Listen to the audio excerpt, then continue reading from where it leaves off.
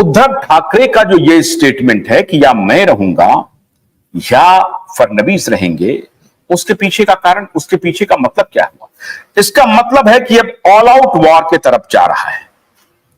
और अगर पॉलिटिक्स सिर्फ वॉर ऑफ वर्ड्स है तो इन दोनों के बीच का मामला है, हमें उनसे कोई लेना देना नहीं।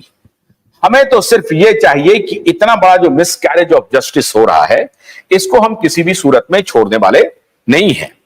क्योंकि नूतन शाह लिख रही हैं, आशुतोष सर आपको मेरे पूरे फैमिली की तरफ से बहुत बहुत प्यार, बहुत बहुत हमारे तरफ से भी आप सबको प्रणाम। और आप सबका जो स्नेह मिलता है, आपकी जो हिम्मत देने की जो एक आदत है, जो आप लाइफ में आकर के हमें देते हैं, वो हमें और मजबूती देता है। तो जब अदालत में केस सुनवाई के लिए नंबर पे ही नहीं आता है तो हम लोग थोड़ी बहुत निराश जरूर होते हैं, लेकिन जैसा कि मैंने आपको कहा है कि हम लोग निराश नहीं होने वाले हैं, हम लोग रास्ता ढूंढने वालों में से हैं और हम रास्ता ढूंढ रहे हैं।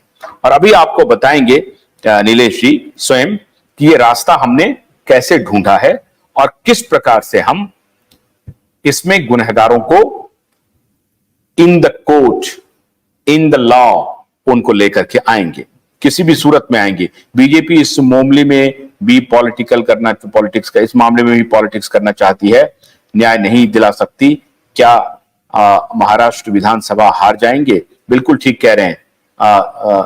सिभार सेलुकर कह रहे हैं कि महाराष्ट्र विधानसभा हारने की तैयारी भारतीय जनता पार्टी कर रही है। आप ठीक कह रहे हैं, क्योंकि नेताओं को लगता है कि वो किसी भी प्रकार का तिकड़म कर लेंगे और इलेक्शन के समय में तो कुछ और मुद्दा हो जाता है, उस मुद्दे पर वोटिंग होती है। ऐसा होने वाला नहीं है, ये आप समझ लीजिए। जो भी पॉलिटिशियन हैं, वो मुद्दा आप आहिस्ता आहिस्ता एक्युमुलेट होता है।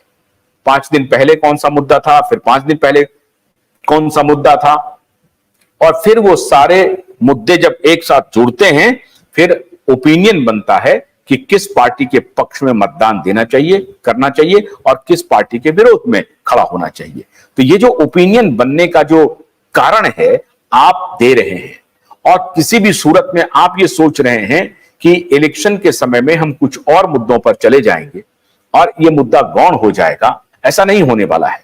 दूसरे मीडिया संस्थान या दूसरे ऑर्गेनाइजेशन भले ही ना करें, लेकिन हम तो कंटिन्यू हैं, हम लगे हुए हैं। ऐसे हमारे जैसे एक आध दो और जो यूट्यूब पे आते हैं, उन्होंने भी कर रखा है।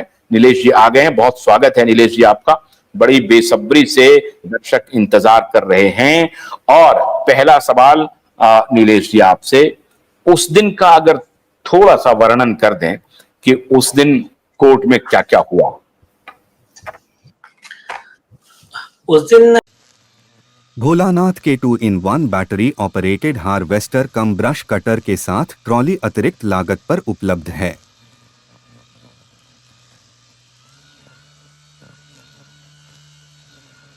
अधिक जानकारी के लिए कृपया दिए गए नंबर पर कॉल करें।